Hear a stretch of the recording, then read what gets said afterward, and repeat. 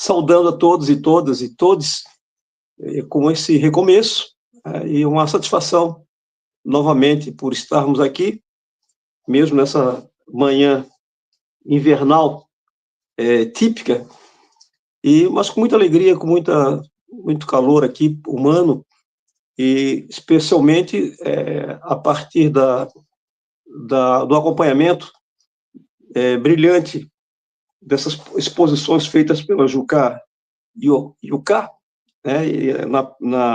sob o comando da Ingrid Tupinambá, que na representação aqui dos povos indígenas, mulheres, e essa questão infeliz do estupro que nos acompanha historicamente desde o processo, incentivado pelo processo da colonização, tanto do solo brasileiro quanto do translado das pessoas escravizadas pelo Oceano Atlântico de África até aqui, nos situam exatamente com algumas questões que nos são comuns, que na fala da Juca, ela relata essa objetivização da mulher indígena, da mulher negra, que são bastante semelhantes em termos da cultura travada na sedimentação desse tipo de postura colonialista, dominadora, sexista, e, por consequência, estruturas fundantes e mantenedoras do racismo em nosso país. Elas pervadem toda essa situação. A nossa ginga é isso, e a ginga é feita com axé. Para tanto, estamos aqui nessa preciosidade desse canal, a TV Desacato, que ela é a que, nesse instante, eu estava acompanhando assim, e pensando que essa raridade de possibilidades em que a manifestação dos povos indígenas nacionais e também aqui de Santa Catarina tem um espaço único, e, juntamente com os povos de origem africana, da qual sou descendente, claro, derivado disso, possam se expressar num veículo de comunicação a falar sem cortes, sem censura, das coisas que lhes acometem terrivelmente e que nenhum outro espaço de comunicação isso é permitido fazer. Eu estava, dia desses, somando aqui as minhas participações e dos convidados que aqui promovi para participar e contribuir com o nosso debate, com as nossas falas, com as visões acerca das políticas públicas, acerca das dificuldades, acerca das ocorrências cotidianas que a população negra sofre, e a soma dessas manifestações me sugeriu a ideia futura de a composição de uma revista, com esses convidados todos que aqui estiveram, falando, contribuindo, mesmo num aparente exíguo espaço de tempo, mas ele é distante, longo e longevo do ponto de vista onde nós queremos chegar e poderemos chegar a partir desses registros, desses documentos que, na realidade, são aqui organizados a partir das contribuições variadas, pontos de vista diversos, de temas também que se transversalizam na busca por a consolidação de uma visão de mundo que se alterne a essa condição que nós estamos aqui submetidos numa situação aparentemente determinista de mundo. Então, nós, como aqueles que estamos na contraordem dessa situação mundial, nacional, local, do ponto de vista da unidade federativa, com o modelo proposto de comando e de uma maioria, assim como na capital catarinense, de um modelo proposto de comando ideológico, essas vozes dissonantes são as vozes que pertencem ao futuro, obviamente. Então, numa etapa de construção, dialogando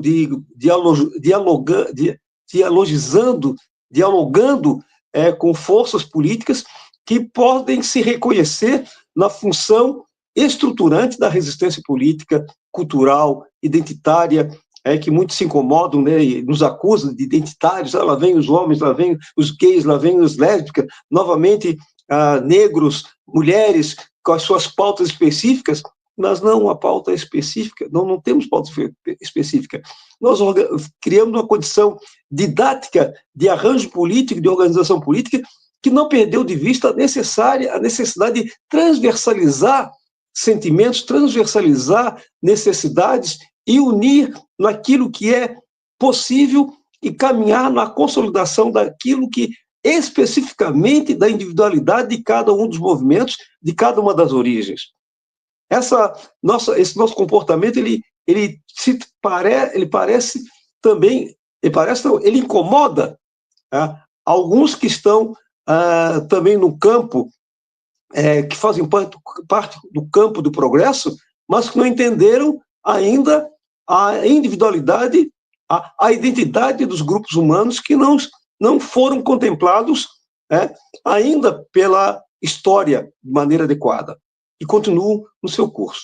Para tanto, eu queria, sim, essa é a minha introdução, ela foi bastante longa, no sentido da riqueza que eu percebi do tema trazido pela Ingrid, com a sua convidada, e que se encaixa naquilo que eu trouxe para o dia de hoje. Eu estou trazendo para o dia de hoje a recuperação de um debate aqui vou chamar de o programa Ginga, que se confunde, por vezes, com uma tribuna, aqui a falar, uma tribuna, uma condição, uma cátedra, por vezes, dependendo da qualidade do convidado que aqui vem, são catedráticos, e que eu aqui, por vezes, atuo mais como um tribuno dessa nossa condição política de esbravejar, de falar, aqui já transversalizando culturalmente, nessa ágora aqui também posta, que nos serve enormemente para que possamos fazer animação de ideias, despertar de interesses, de chamamento de atenções sobre alguns temas. Eu quero me dedicar hoje à questão que nos envolve desde 2007 com o decreto 6040. O decreto 6040 é um decreto de origem federal, de um avanço extremo, e que ele organiza e traz uma visão de melhoramento das políticas, de uma política nacional de desenvolvimento sustentável dos povos e comunidades tradicionais. Esse palavrão aqui, essa extensa conceituação daquilo que falávamos há pouco, das populações indígenas, especialmente, das populações quilombolas, no ajuste, regulação, reconhecimento da propriedade intelectual, dos territórios, do direito a uma vida sustentável, e essa política, esse plano nacional de desenvolvimento sustentável, como assim se apresenta, ele pretende justamente organizar a adequação, o respeito, o reconhecimento das terras dos povos tradicionais, com destaque à população indígena e à população quilombola. Essas duas populações, eu falo assim do destaque assumido e da propriedade delas se apresentarem dentro desse decreto que eu recomendo que todos leiam, 6040, procurem exatamente um decreto assinado pelo presidente da República, Luiz Inácio Lula da Silva, que é um passo derivado da Organização Internacional que a OIT estabeleceu uma convenção que recebeu o número de convenção 169. Então, essa convenção é um tratado de reconhecimento das lutas dos povos originários, assim que nós passamos a tratá-los, que encetado especialmente pela luta dos povos indígenas norte-americanos. E que, levado ao OIT, recebeu essa numeração dessa convenção, e que que se espraiou por todo mundo, e que o Brasil foi signatário desse documento. E aqui, nacionalmente, ele se instala com um convencimento político do governo Lula a conferir um ajuste, no sentido de tê-la como uma política pública. Tê-la como uma política pública, que forneça uma orientação a partir dessas duas referências, indígenas e quilombolas. E essas duas referências, elas estão calcadas num critério fundamental e importante. É que elas são calcadas pela ideia da ancestralidade posta para esses dois povos. Notem que esse decreto, vamos observar que esse decreto ele trata desses dois povos, como falei, destacados, mas ela coloca um outro passo importante e animador do ponto de vista da potencialidade organizacional, que são as comunidades chamadas de tradicionais. Então, dos povos e comunidades trata o artigo 6040. Mas o que é, Márcio, a tal das comunidades? É um arco de aproximadamente 28 comunidades assim desenhadas, que vai da pesca artesanal, que vai até as mulheres coletoras de moluscos. Esses povos todos, essas comunidades todas que se arranjam com vistas à territorialidade, ou pode ser de permanência ou permanentemente estabelecidos, ou sazonais, na sua execução de ocupação de território, que sobrevivem deles, que têm práticas culturais, que têm práticas identitárias, ali servindo-se e se servindo. E a sustentabilidade ela vem no sentido de que o uso que não degrade, o uso que não corrompa, o uso que não estrague. Essa é a ideia do reconhecimento sustentável, postas para esses povos, principalmente. E que essa prática ela seja capaz de garantir a vida das atuais gerações e a vida das futuras gerações, as gerações que vão seguir, que vão comparecer à face da Terra. Então, esse documento, 6040, eu falava aqui de 28 grupos existentes nessa organização, e essa legislação de 6040, nós estamos falando exatamente no Brasil, e as companheiras que me antecederam já fizeram alusão a isso.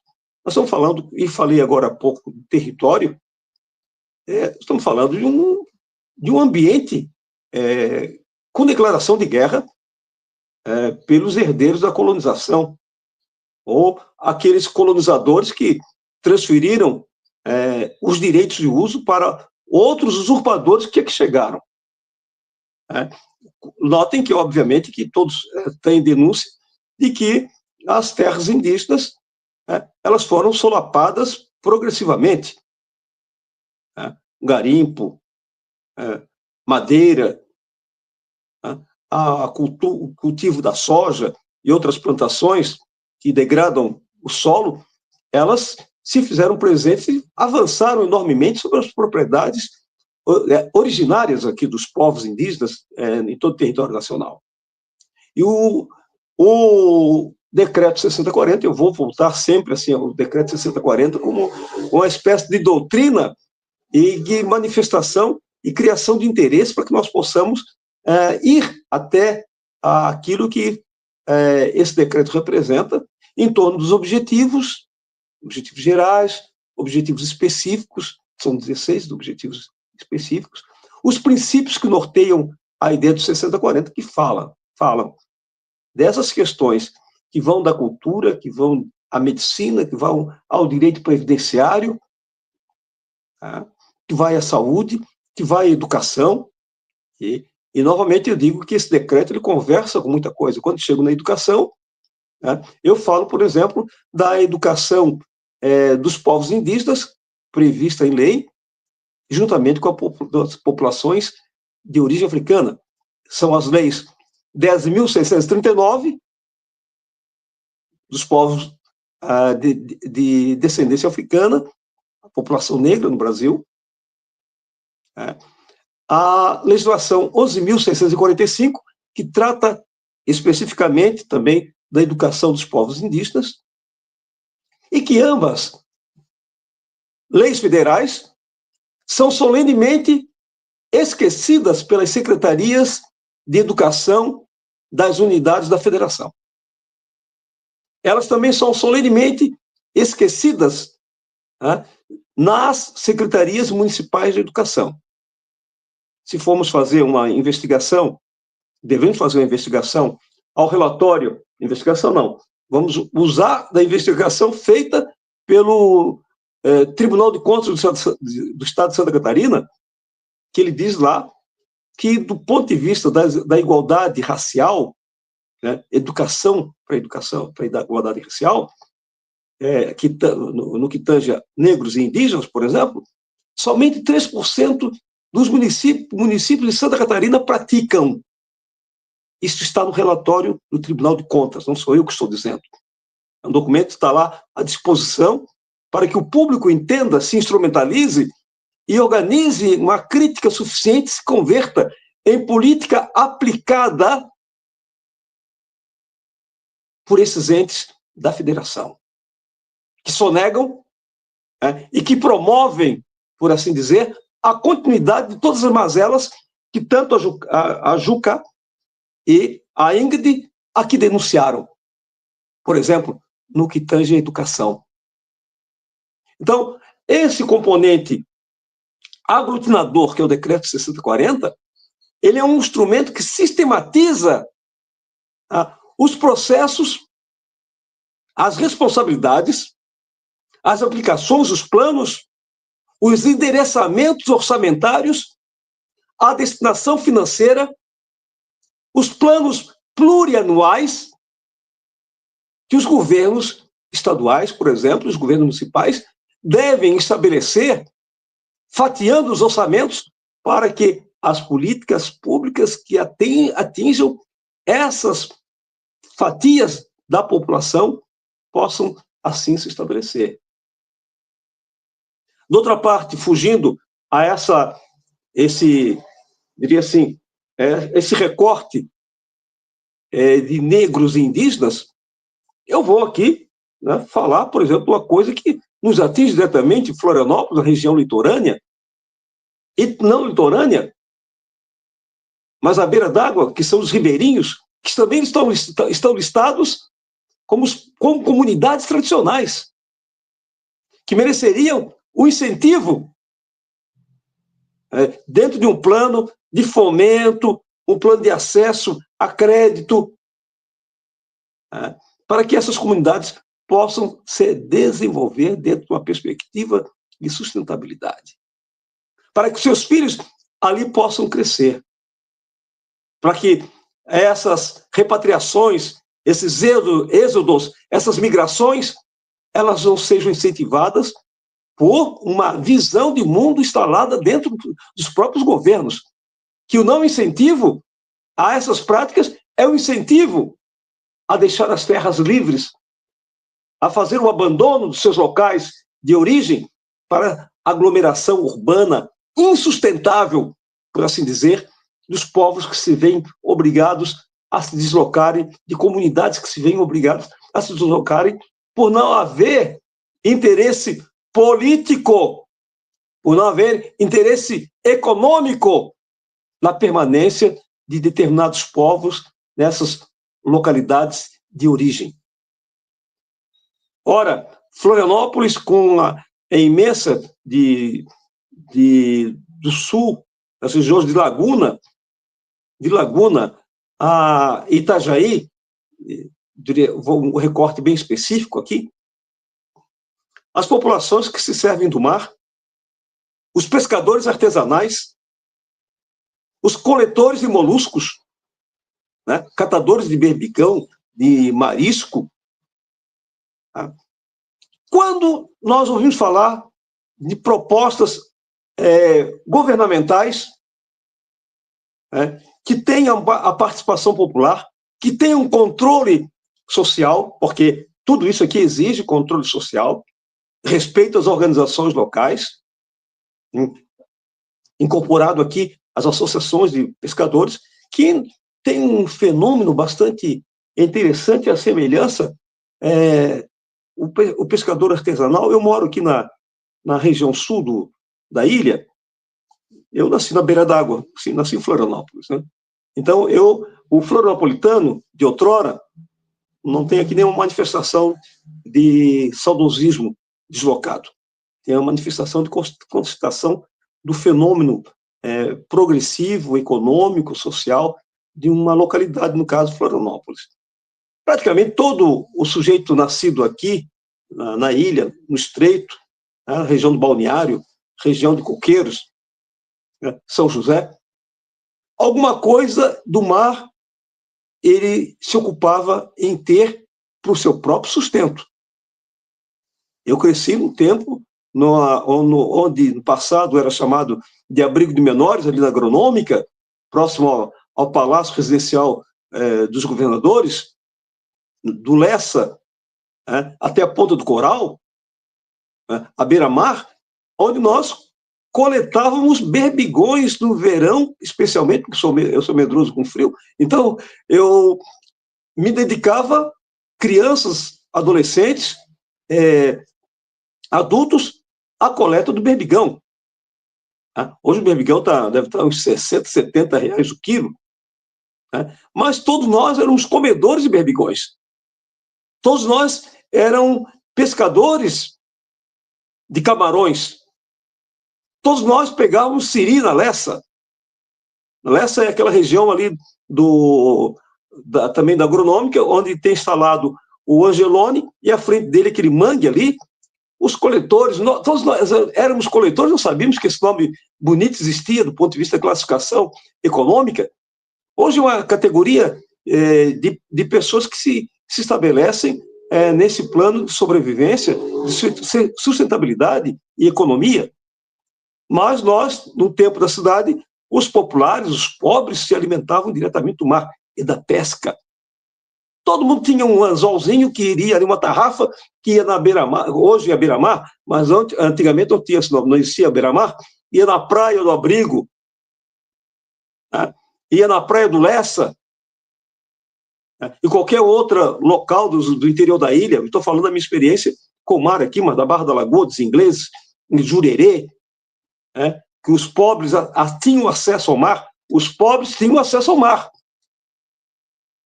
Ouvi dizer agora que o Topázio está pensando na taxa de manutenção para acessar o mar. Então, não se pesca mais, não pode mais se banhar no mar. Então, vejamos, porque também o mar enseja uma condição tradicional, terapêutica, de saúde, medicinal, para quem não sabe.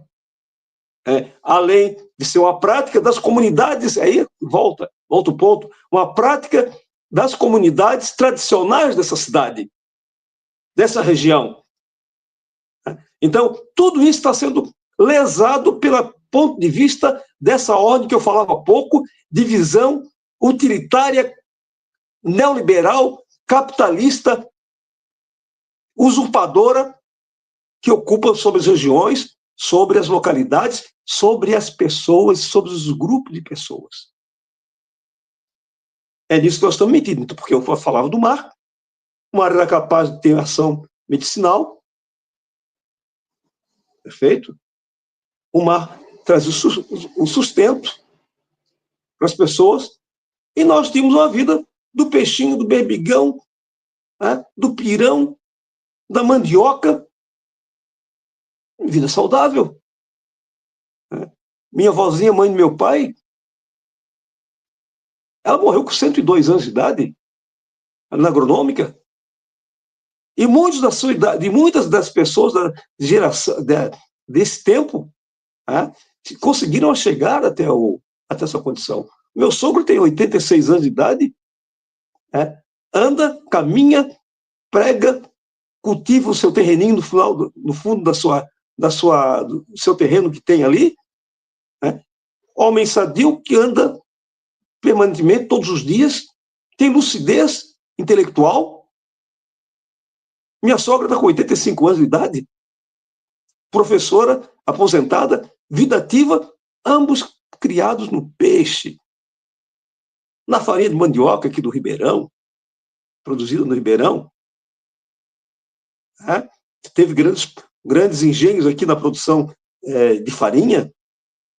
Uma vida saudável. Então, quando aqui nós vamos aqui, no passamento da vida dos grupos aqui, ainda no Ribeirão da Ilha e outras localidades, que as pessoas da comunidade vão até as últimas homenagens ali no cemitério, nota-se uma grande e significativa presença de idosos. Nós temos aqui, no Ribeirão da Ilha, um número significativo de pessoas acima de 80 anos de idade. Agora, falava um pouco do meu sogro, seu Aldo, ele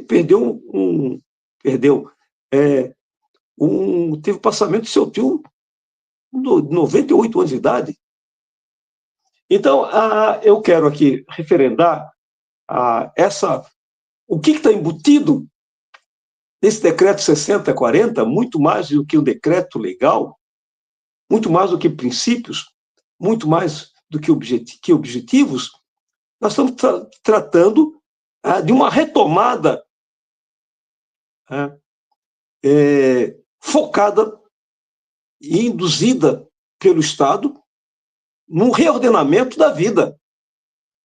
Do ponto de vista filosófico, que subjace a esse texto, a esses grupos todos aqui maravilhosos que nós estamos aqui, estão dentro desse contexto, né? Porque para muitas pessoas, eu fui, só para citar mais uma vez, eu estive numa concertação em Brasília, há muitos anos atrás, uns 10 anos atrás, em Salvador, na Bahia, que o governo federal organizou, e tinha uma mesa, eu fui fundamentalmente por essa mesa, e tinha uma mesa que seria apresentada, conduzida pelo ministro Gilberto Gil, quando era ministro da Cultura.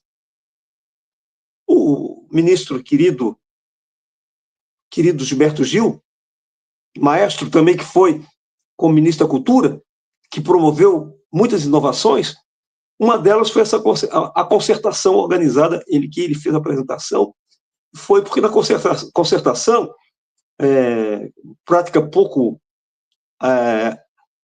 usual na nossa cultura, você organiza a apresentação de situações colocadas, né, no caso da cultura ou da economia, ou da promoção de direitos das mulheres. Você apresenta as questões, apresenta soluções, relato de caso, e você tem a organização da destinação do recurso financeiro para aquela determinada demanda social.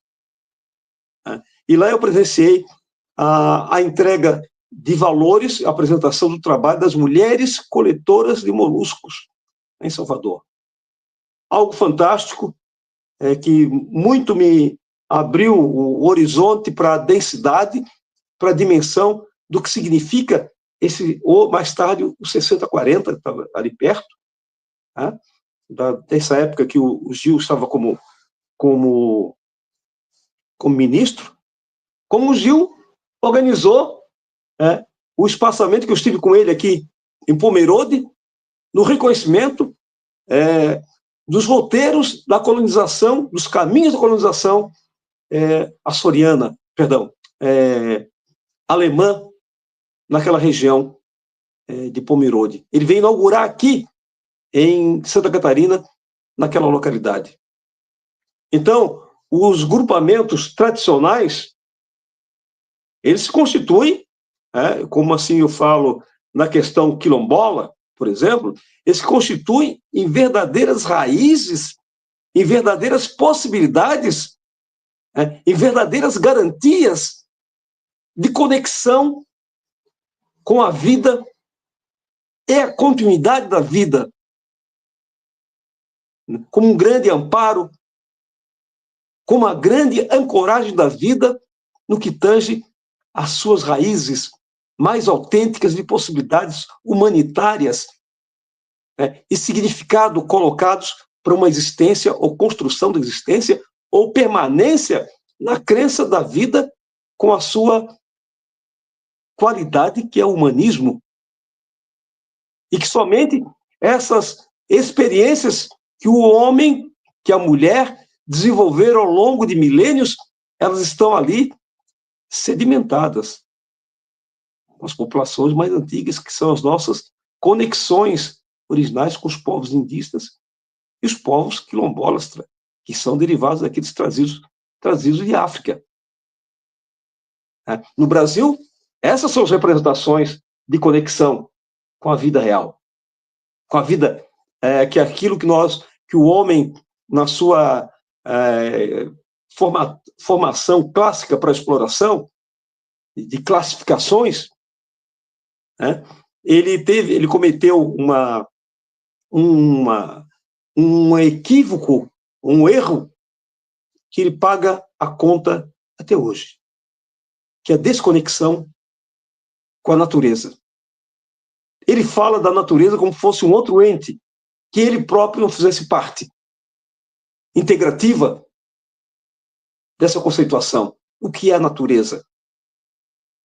Porque se formos olhar para cima, para os astros, nas estrelas, nós veremos que, um pouco mais a miúde, que os componentes químicos que constituem as moléculas dos nossos corpos são aquelas encontradas também nas estrelas. E que toda a vida aqui reinante material, muitos dos componentes que ali estão nas outras manifestações de vida, porque eu vou mais além, quando pela primeira vez eu vi alguém que dizia que se abraçava com a árvore, com ela conversava e que a escutava. Aqui no Ribeirão nós temos um lugar que é uma rua que tem uma árvore que as pessoas dizem que é a árvore que fala. E as pessoas riem. E no primeiro momento eu ri. A árvore que fala, mas quem inventou essa condição da árvore que fala? As estrelas falam, meu cachorro fala, minha gata falava comigo, eu aprendi a falar com minha gata, as árvores falam consigo, as flores falam conosco. Apesar do Cartola ter dito que as rosas não falam, simplesmente as rosas exalam, mas eu me contraponho ao mestre Cartola e digo que as rosas do meu jardim, elas falam, porque nós somos parte integrativas dessa composição residual, que é o planeta Terra, e que está integrado, se integrando, e cada um de nós que tem a possibilidade de se integrar mais intensamente, daí a diferença fundamental das populações indígenas,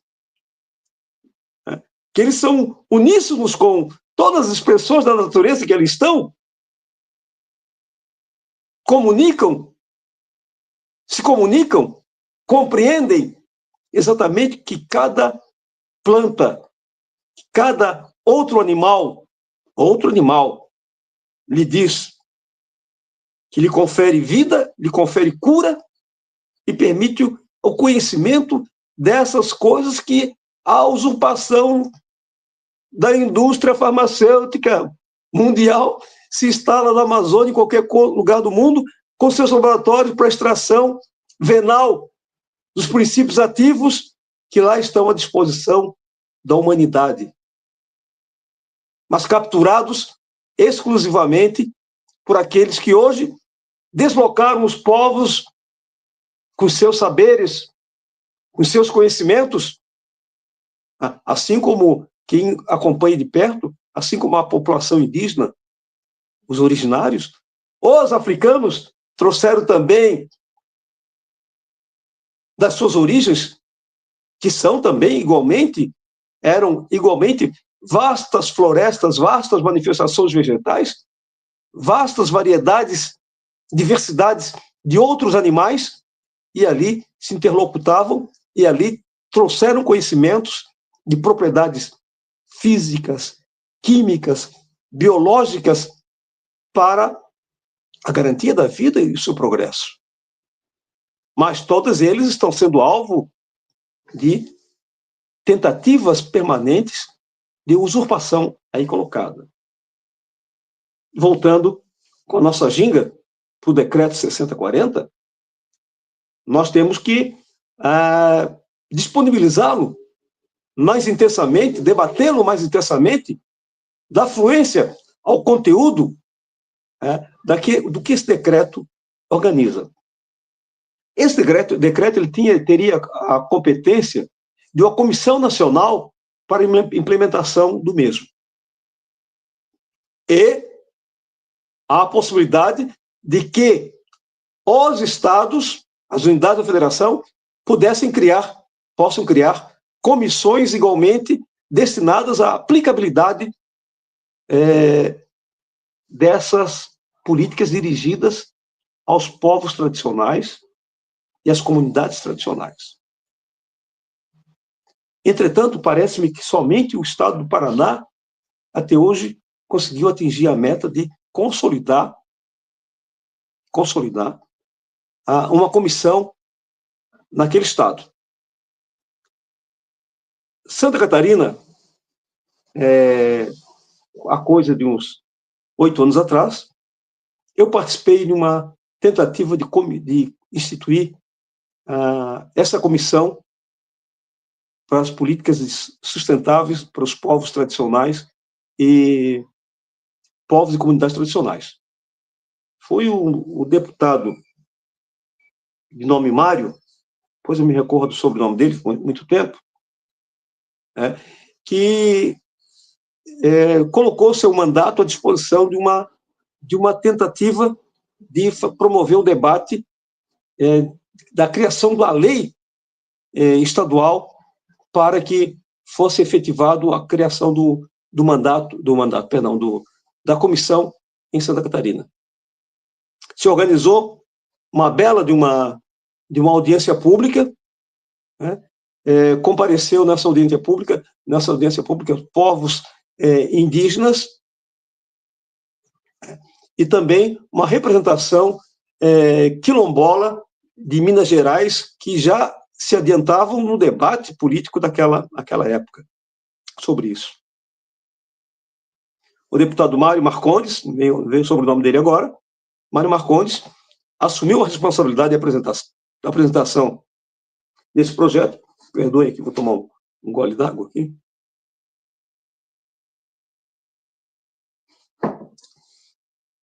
Então, Mário Marcondes foi o promotor da apresentação desse texto básico. Ele foi obviamente, como era de se esperar, inviabilizado na sua tramitação aqui na Assembleia Legislativa. E nós esperamos exatamente que fosse, porque diria assim, é um avanço significativo. Em Santa Catarina, nós temos também aqui uma manifestação contundente daqueles que querem avançar sobre as terras indígenas. Os quilombos de Santa Catarina, que se criou imaginariamente como lugar de exclusividade de povos europeus, descobriu que existem mais de 30 quilombos instalados em Santa Catarina. Porque os territórios quilombolas, terras remanescentes, elas passam por um longo processo, difícil processo de regularização e reconhecimento.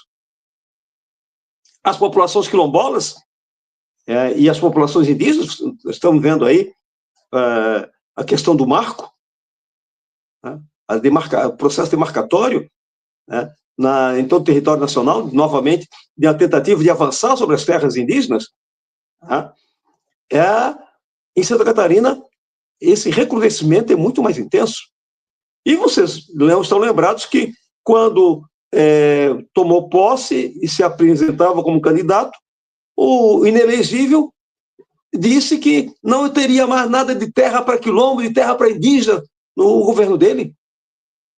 Nós estamos falando aqui do decreto 6040, que ele estava colocando-se dentro daquilo que esse grupamento reacionário de Santa Catarina, na usurpação das terras quilombolas de remanescentes de quilombos de Santa Catarina, elas fazem menção. Então, há uma luta. A luta que há pela terra, lá do Movimento Sem Terra, é a luta, guardadas as proporções, é a luta dos indígenas, a luta dos quilombolas pela terra, pela questão da terra. É disso que nós estamos falando. E o princípio de 6040 é um princípio que dá ajuste, dá instrumental, teórico, legal, filosófico, para que nós possamos fazer avançar essas terras, esses povos, essas comunidades que vivem alheias à condição de direito. E notem que nós não estamos falando que isso tudo está amparado ainda, o decreto 6040, ele está amparado por dois importantes trechos da Constituição Federal de 1988. Um é o artigo 231, e o outro é o ADCT, os atos de disposições constitucionais transitórias de número artigo 68. Disposições transitórias 68, que fala das terras quilombolas, e o 231, artigo que fala das terras indígenas, e que tem o seu fio condutor, diria assim, de aplicabilidade, porque aqui enseja a dimensão da política pública, aí na dimensão da política pública, seu plano, seus conselhos, seu financiamento, sua previsão orçamentária, perfeito? Sua perenidade enquanto política de Estado. É disso que nós estamos falando do decreto 6040. É disso que os pescadores artesanais têm que se ocupar. É disso que as populações ribeirinhas também têm o direito a acessar. É isso que nós estamos falando mais modernamente. Eu sou perto do meu texto, meu final aqui, encontrei aqui na minha biblioteca um livro, uma publicação, A História do Morro do Fortunato. A História do Morro Fortunato, também conhecida aqui em Santa Catarina por muitos poucos, como o Morro do Macacu, Quilombo do Macacu, ali no sul do estado, em Garopaba, trata da formação desse quilombo, essa publicação, a formação desse quilombo, e tive a felicidade de ir até esse quilombo por 2 vezes, e ficou como quilombo, estrategicamente ele está colocado no morro, onde tem a vista para a Bahia, onde tem a vista para as entradas e saídas daquele território, e que foi um ponto, obviamente, de refúgio dos ex-escravizados que ali se instalaram, e tem uma grande componente de membros da região aqui do Alto Ribeirão, ali na entrada, no Trevo do Erasmo, famílias negras que ali habitavam e que se mudaram também para o Morro do Fortunato. E a família Fortunato é a família aqui do Ribeirão daí, aqui da entrada do Trevo do Erasmo, que lá constituem, até hoje, uma grande experiência quilombola com produção agrícola, fornecimento de alimentos para a prefeitura municipal, como forma de manutenção da sua historicidade, da sua história, das suas tradições, com hortas, com ervas medicinais, com produção de cachaça, comercialização desses produtos e uma relação com a comunidade local de Garopaba. Falo aqui dessa experiência rica do quilombo,